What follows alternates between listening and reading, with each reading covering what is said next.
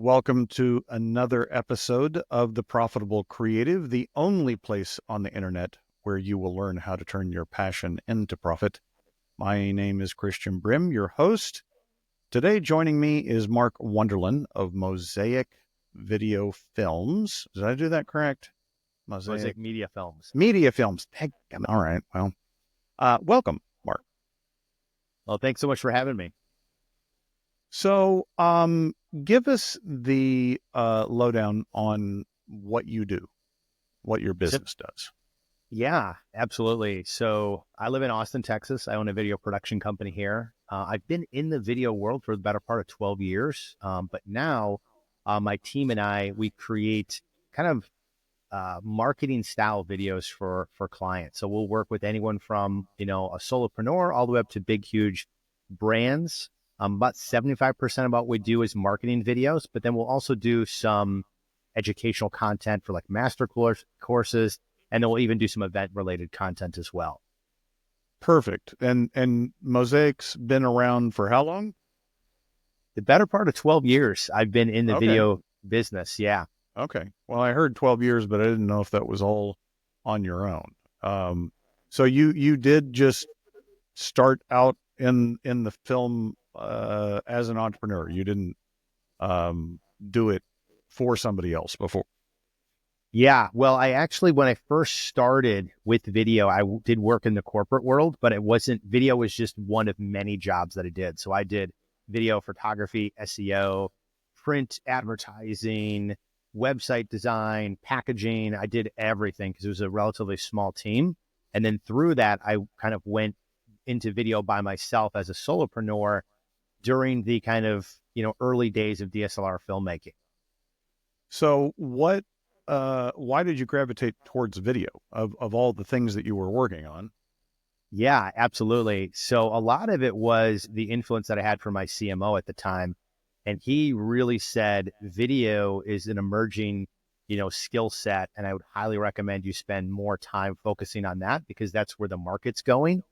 And I really took that to heart. And then also noticed through my research that a lot of the video content for businesses at the time was really just broadcast companies. They would, come in there and they would work with businesses that would do a $30,000 to $50,000 ad buy. They would do, what most broadcast companies do. They kind of pan Zoom, get in there quick. And that's what they would say. So, oh, we'll also do, something for your online site. It was kind of like a afterthought. And I really came in, with the DSLR style and really looked at it more from a cinematography standpoint. So like, how can we tell compelling stories that are going to resonate with people? But with that marketing background, understand the goal here is to connect with the audience so that the audience wants to take the next step or convert. So it's beneficial to the business. So taking that background in marketing and then that creativity side of video and kind of merging that together, which, 12 years ago, that was not very prevalent. It was just done by broadcast companies. I think I see in a lot of creative industries I'd say it's not just creative industries, it's all entrepreneurs. But the change that's happened is that whereas before you were in a creative industry and you had a certain skill or your company had a group of skills, it's now gravitated to where it's more around the value that you're producing because, in your case with video, last 12 years, the do-it-yourself model has become much, much easier and cheaper. And so there's kind of this perception that those skills aren't as valuable, right? I mean, I guess what I would say is it's more like the skill has become less important than the strategy behind that. Would you, does that resonate with you? Yeah, absolutely. I think a lot of times too, it depends on the type of client, right?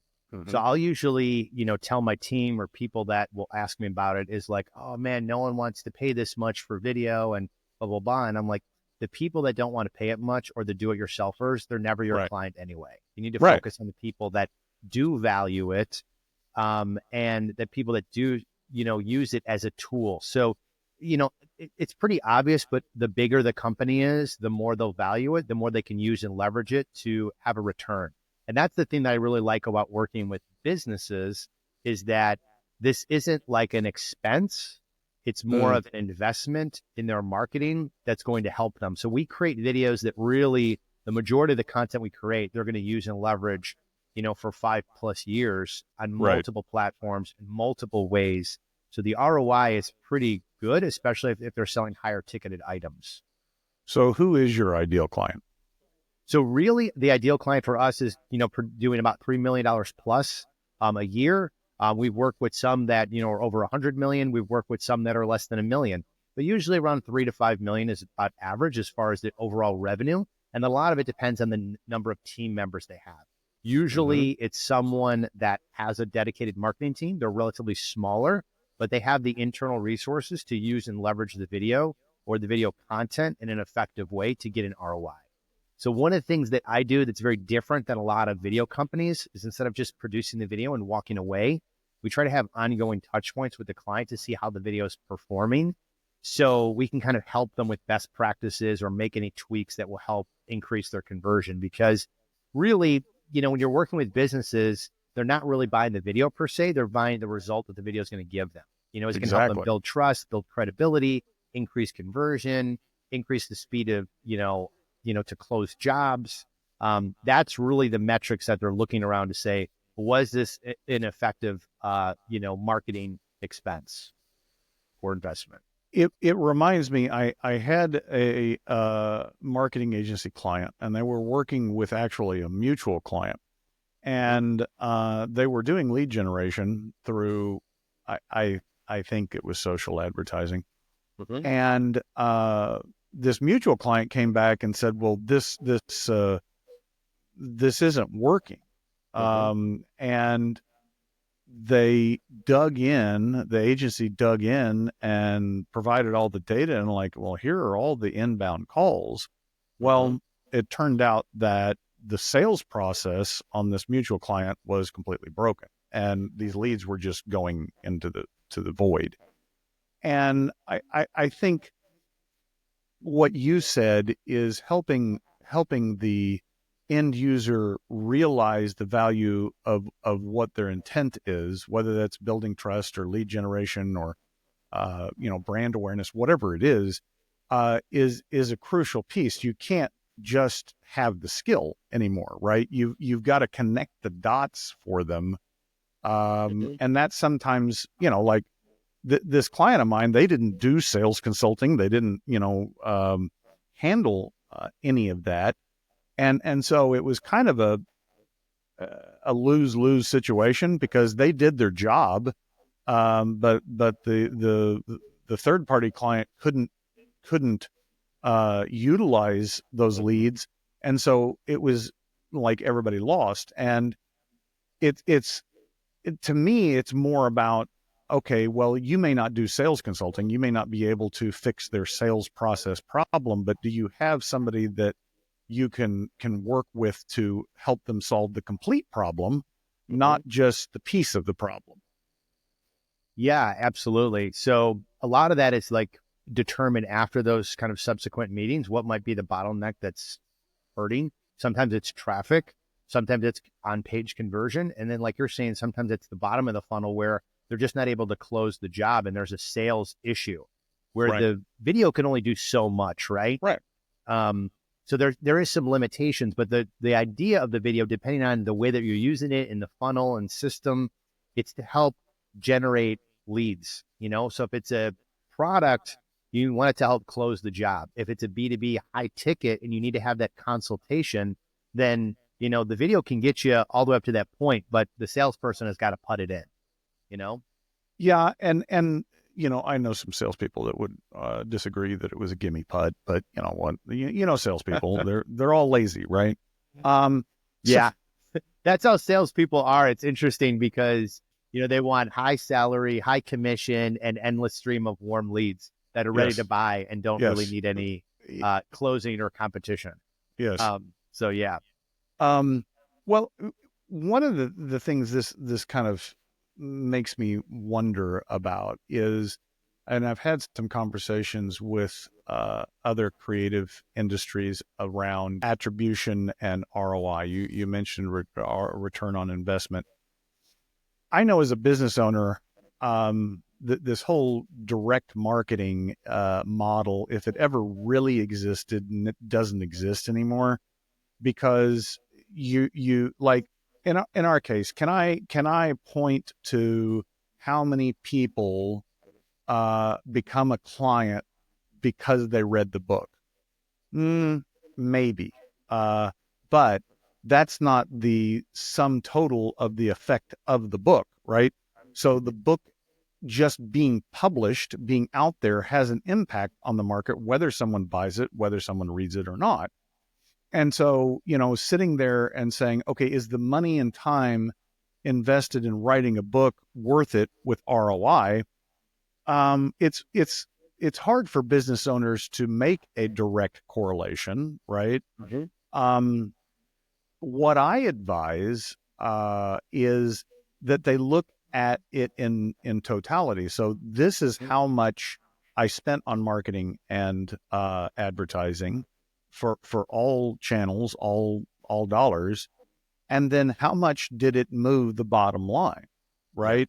And I can't get direct attribution that way, but I can at least tell that what I'm doing is moving us in the right direction. Now, if that goes the other way, I can't specifically point at, well, this is the problem, this is the problem, this is the problem. We may, I kind of compare it to alchemy.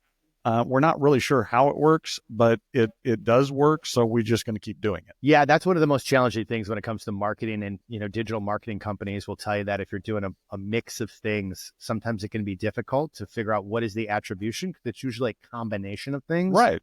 So like they may have searched for you online, found you, and then left, and then came across one of your videos from retargeting. And then they're, later on, they download a PDF, and that document is really helpful. And then they watch another video. So where do you attribute it to? Is it the video, the PDF, the first in, search? So it's usually a combination of things depending on the type of buyer and the intent they have and where they're at their pain level. So, I mean, we've had situations where people literally have Googled us, found us, called, and closed like immediately. And then we've had other companies that have gone through that longer sales cycle of, downloading and watching and researching before they actually set up a meeting to have a conversation.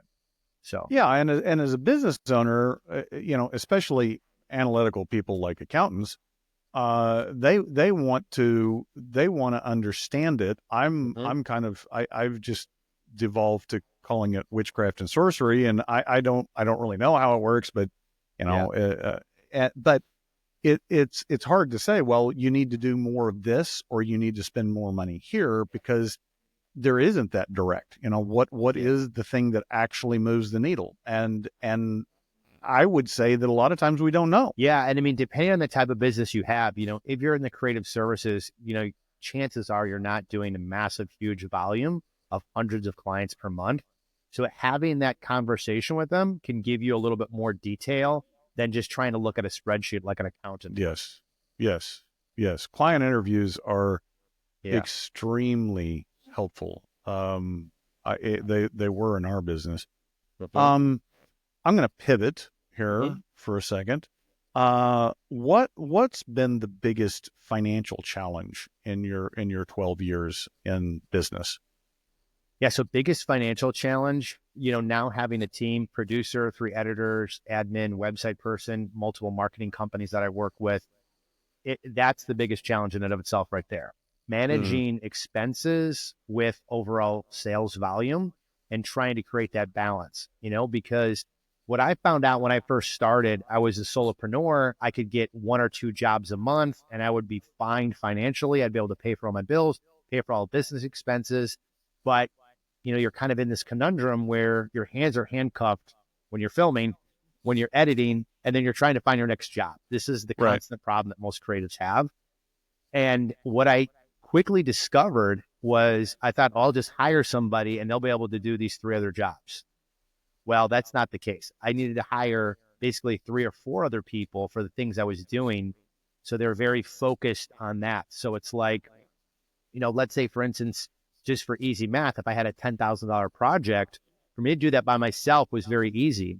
But then when you ratchet on, okay, what was the marketing expense for the company to manage the ads? What was my ad spend? What was my closing rate? Okay, so that's taken out. Then what is the cost for the producer that I have on payroll, the cost for the editing team that I have on payroll, the cost for the filmmakers that I have on payroll, right? Right. And you see how it keeps ratcheting up.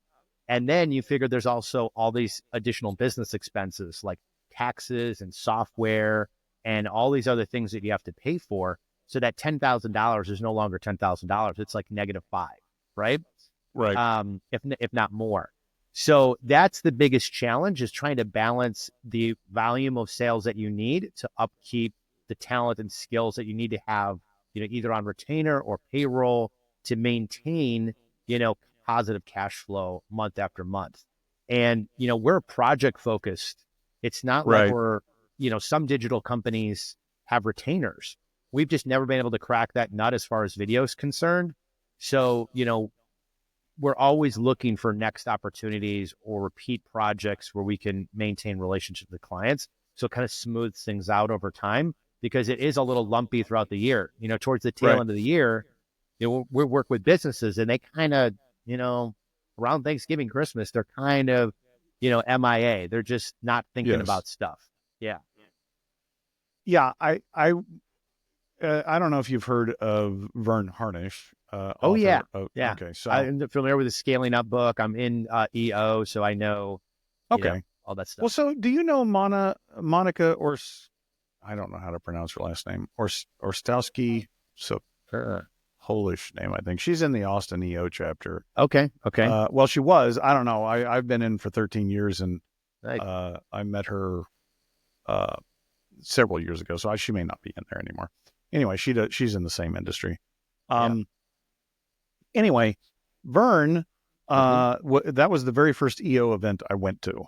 And he had a group of us in there, probably 30 entrepreneurs, and he asked the question, how many of you feel like you could shrink, fire people, have more money, and be happier?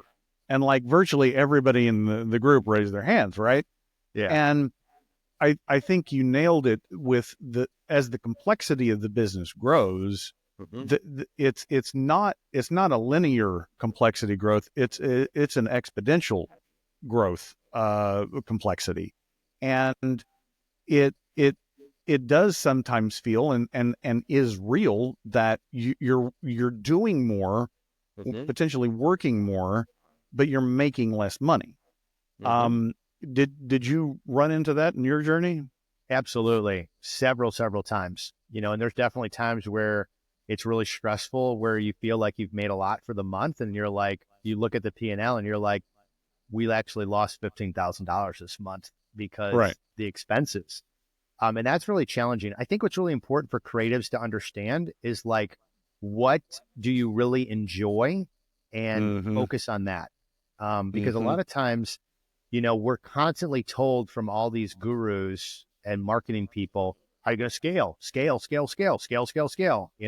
grow. When it's just like, sometimes that's not the best for companies. Sometimes it's best for, if you enjoy the craft of creating and it fires you up to film, it fires you up to edit, then focus on that and then outsource the things that maybe you have less excitement in. Like maybe you don't like, most creatives don't like the sales and marketing side. Can you get someone else to handle that? And that's your only expense. And you can just be the creator, the craft person, rather than trying to be the business owner that's got to scale. And that's really, what I would suggest to people, depending, just pursuing the passion that you enjoy in the business. Yeah, I mean, I know that was my journey. I mean, I spent a lot of time on that growth wheel, and really didn't know why I was trying to grow.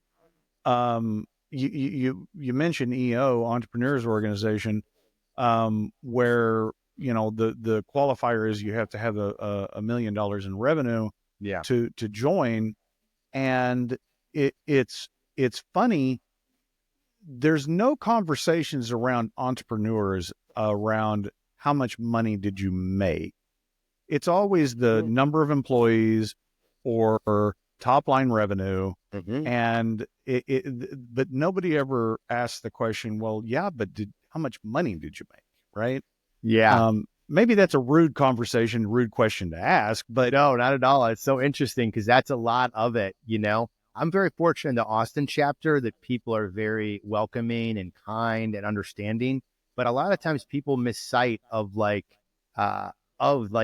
is your bottom line, yeah, because, the phrase I think in EO is like top line is like vanity and profit is yes, sanity, right? yes. So And it's just cash is like, king.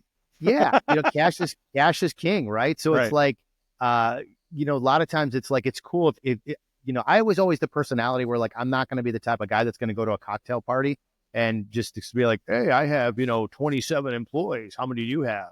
My Right. top line revenue is 2.7 million, blah blah blah. But then a lot of people that live that life, they're constantly stressed Uh-huh. because you have so much overhead expenses. That's stressful. I know an agency in St. Louis that my friend is really good friends with the owner.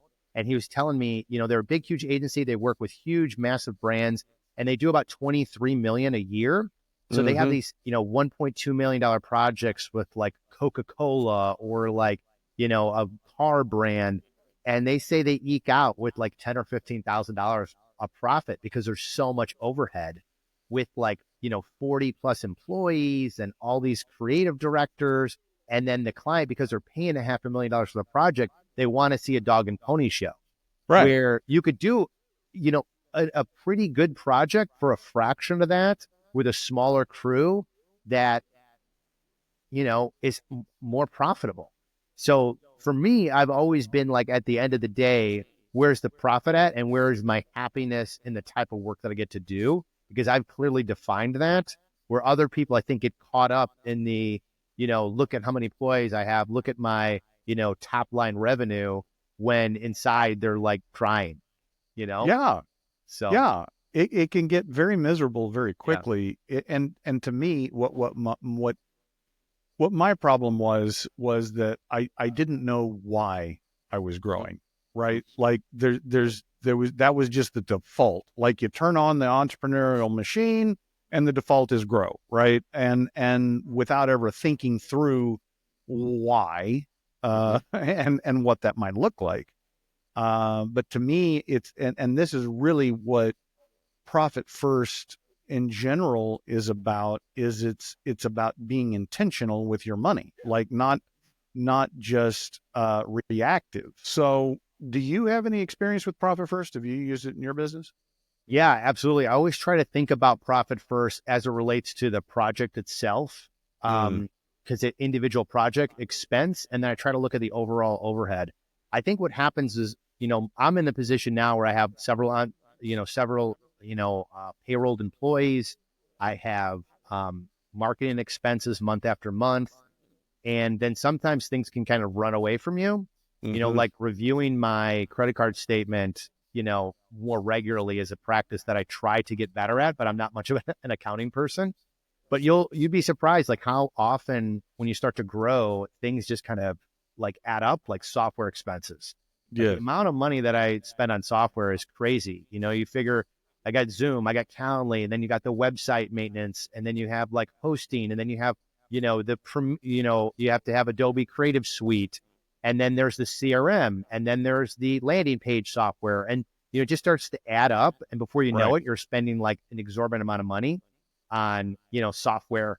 And so it's important to do like a good analysis of that so that you can have profit. And then if you need to be flexible with your pricing with with clients in order to get the job, where your numbers are at, and Mm-hmm. what you can and can't do within the effort and the time that takes to create something. Yeah, and I think that a lot of creative entrepreneurs don't want to know their numbers, and Mhm.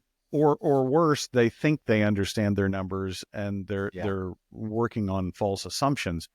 But you can't be consistently profitable. You can only be accidentally profitable if you're not looking at those numbers. So let's walk through an example. Like you're going to pitch me on some video. Mhm. So we've agreed basically on what that's going to cost. Like what is your process internally to determine whether that job's profitable to you? So I have to go through a process of like understanding what's the scope of work that we're going to be doing. So I look at, what are the fixed expenses I have, Mm-hmm. and what are some of the variable expenses that I might have relating specifically to this project? You know, Right. is there studio costs involved? How many people are going to be needed for the project? How much time is going to be allocated for my producer? How many days do I think that it's going to be to edit the project? And then are there any additional things outside of a traditional project that we're going to need to spend time, money, and effort to get it completed? Mhm. And basically, I can get a range that will give me a specific profit margin that's going to be my target. And then there's always this kind of untangible thing that happens, right? So like it's almost like a sixth sense. Like like, is this going to be a difficult client, or is it going to be an easy client? And just doing it for a long time, I hear like sometimes I'll hear like red flags. Like when a client says, "Oh, it'll be easy, it'll just be 2 hours of filming," that's Eh, usually a red flag. right. If they're looking at it from like, I'm just going to hire you for 2 hours, then they're probably not the right client, because they're already right away minimizing your effort, skill set, Hmm. and they're looking for the lowest possible thing. Um, so usually like things like that will tell me that this probably is going to be a good project for us or not. What Right. we specialize is like, how are we going to create something that's going to be compelling for your audience, that's going to give you the intended result that you want the video to do for you.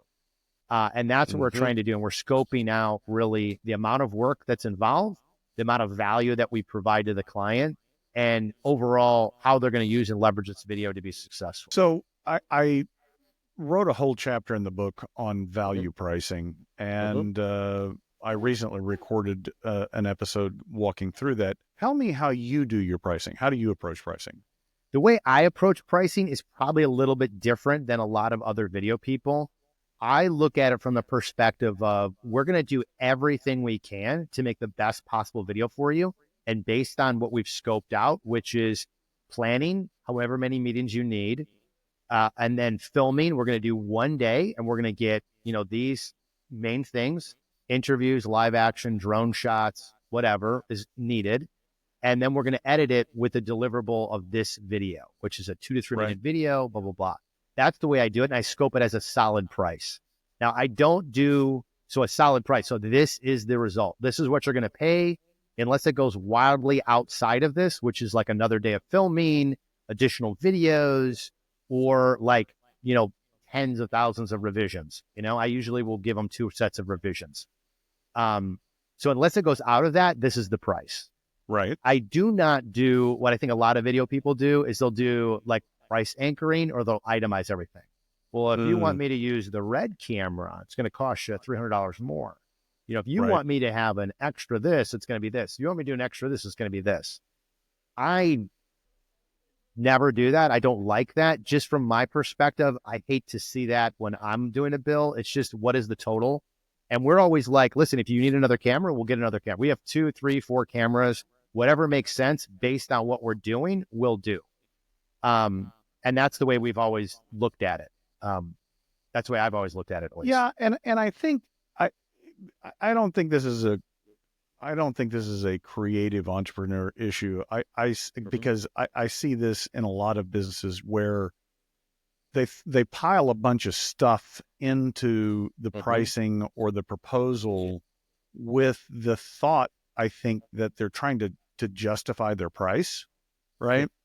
Yeah. But the reality is, as the buyer, Mm-hmm. I don't want to know how the sausage is made. Yeah. And quite frankly, like to your point, it turns Yeah. me off. Like, because that just raises more questions. Like, Yeah. well, do we need that? Mm-hmm. And so I think in pricing, I think the clearer that you can be on this is the value we're delivering with as few variables as possible. Yeah, you've got to have Yeah. scope of work. You've got to put guardrails around it.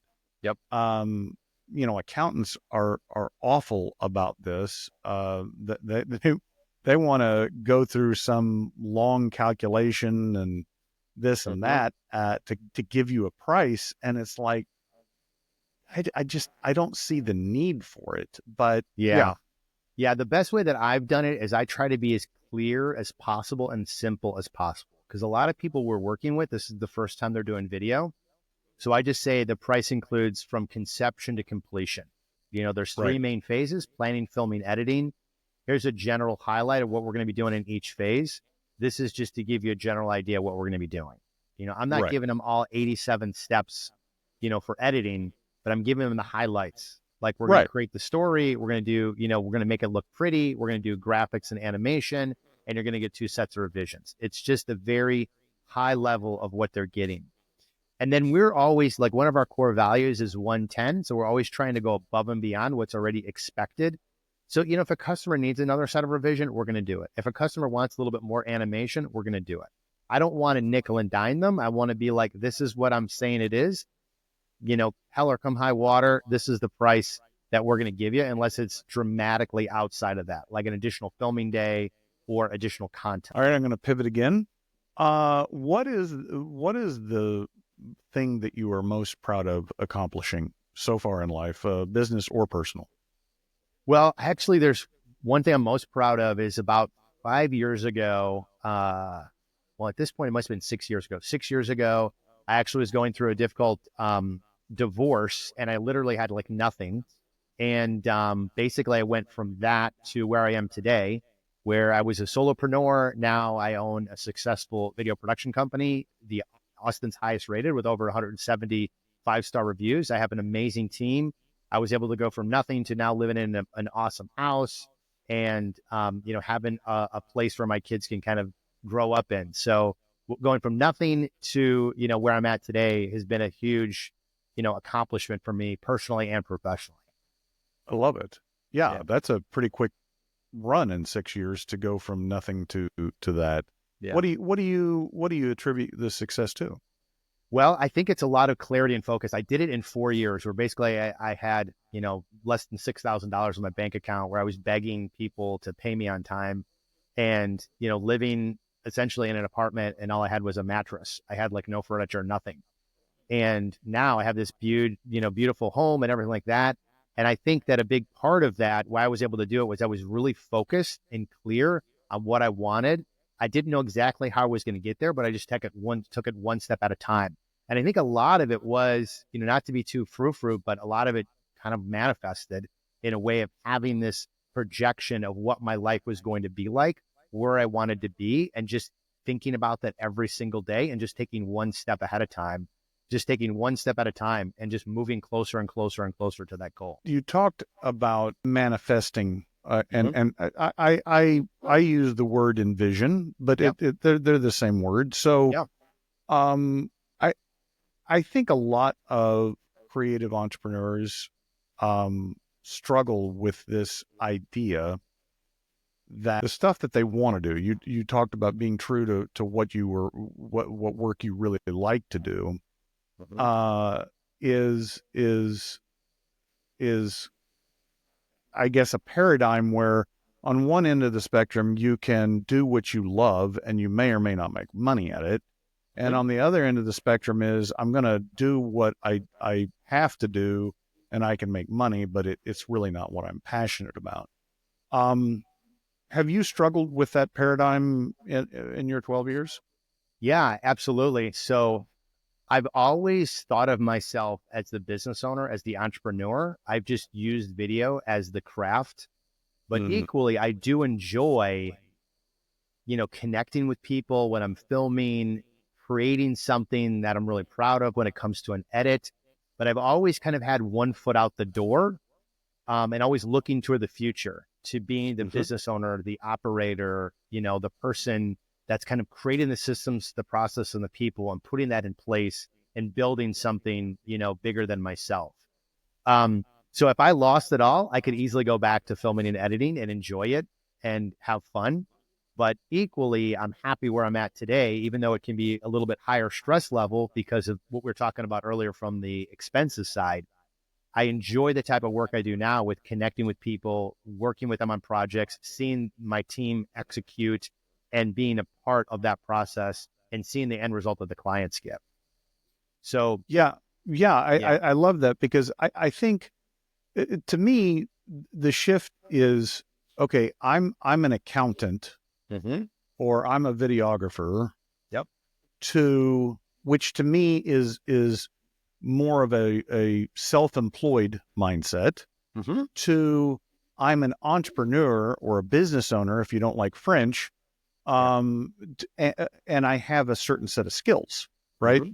But you're a business person first, Yep. and you have some skills that you can bring to the table, and that creates what, to your point, something that exists outside of you. Not that there's anything wrong with Mm-hmm. being self-employed, Yep. and doing what you love. Absolutely, that's totally fine. But it that mind shift, that as my colleague calls it, an entrepreneurial inflection point, Mm-hmm. where you have to make a decision to be something different, um, is huge. And I don't think a lot of people get beyond that. Like that's a tough nut to crack. Yeah, I think a lot of it is just really soul searching and like, what do you find the most joy in? What do you find the most happiness in? So, a good friend of mine, incredibly talented cinematographer, he started off in the wedding world, has done amazing videos for brands as well. He probably makes more than I do as an entrepreneur, and we're doing probably 5 times the amount of volume because he's a one man guy and will hire a couple assistants and things like that. But he is so talented that he could charge the same amount that we're charging as kind of like an agency because he's so good. But he loves the craft. He loves filming. He loves editing. He loves putting it together. Right. And because he's in that zone of genius and he's really defined on like what he likes, he's doing really, really well. And he's made a huge name for himself. Whereas with me, I enjoy the craft of filming and editing and creativity, but I really like the business and entrepreneur side where like I like talking to people about marketing strategy. I like kind of casting the overall creative vision and then having other people do the execution part of it while I'm working on, other things. I like the way my days are where I'm spending time like this, having, engaging conversations about creative rather than being on a shoot, for Right. 10 hours. Right. So I think it's really about defining what your zone of genius is, what you enjoy, and then pursuing that with clarity and vision. Yeah. And there's not a right or wrong answer. Yeah, Yeah. exactly. Exactly. Yeah. I think the biggest struggle, particularly for creatives, is just the constant bombardment of two things. The first thing is like all the kind of info marketing people telling you, you need to scale, you need to scale, you need to grow, you need to grow, you need to do this. Well, you're not going to get business unless you do this, this, or this. That's really tough to kind of shield yourself from because you're going to get caught into doing things that you don't really want to do and things that you're not passionate about. The other thing that I tried to shield myself from as well, particularly in the video world, is like getting caught up in the gear, vortex. So if you're in photography or if you're in a video, it's like constantly new equipment, constantly new gear. And it's the same thing we're talking earlier about, like, look at how many sales I have, look at how many employees I'll have, or look at the newest camera I have. I never, ever got into that. I have a camera that I've had, for years. I just recently kind of gave it to my son. And I was telling my son, like, this is an important camera because this camera built this house. This Canon Yeah. 80D is what got me our house right now. This, just regular run of the mill DSLR, less than $1,000, has done so much. So those two factors, I think, are incredibly important to put in perspective for creatives is don't get too caught up in like doing something that you don't want to do, that you're not passionate about because people on the internet are telling you. and try not to get too caught up in the vortex that is constantly buying new equipment. So you can't really move ahead financially in your personally or professionally.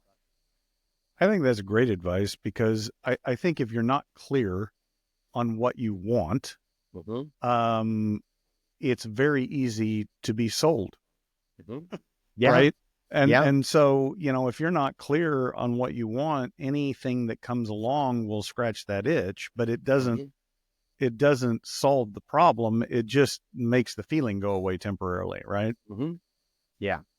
Yeah. It's like you're constantly sold a new, bag of goods online with someone that will grab your attention, because we're always, I think, looking for this one thing that will just change everything. If I just get this red camera and spend $12,000 and just wipe out my savings, then the seas will part, all the customers will start calling me, and I'm just going to make a ton of money, or just replace that with any other thing online that you're being sold to.